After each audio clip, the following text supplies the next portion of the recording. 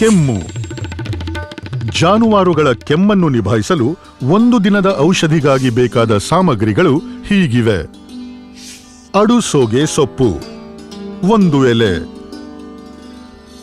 ತುಳಸಿ 1 ಮುಷ್ಠಿ, ಬೆಳ್ಳುಳ್ಳಿ 5 ಹಿಳುಕು, ಅರಿಶಿಣ ಪುಡಿ 10 ಗ್ರಾಂ, ಕರಿಮೆಣಸು 10 ಗ್ರಾಂ ಮತ್ತು ಬೆಲ್ಲ ಅಗತ್ಯಕ್ಕೆ ತಕ್ಕಷ್ಟು.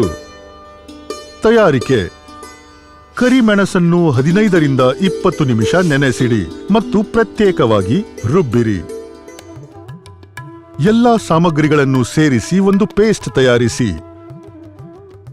ಮತ್ತು ಬೆಲ್ಲ ಬೆರೆಸಿ. ಪರಿಸ್ಥಿತಿ ಸುಧಾರಿಸುವವರೆಗೆ ಪೇಸ್ಟ್ ಅನ್ನು ದಿನಕ್ಕೆ 2-3 ಬಾರಿ ತಿನ್ನಿಸಿ.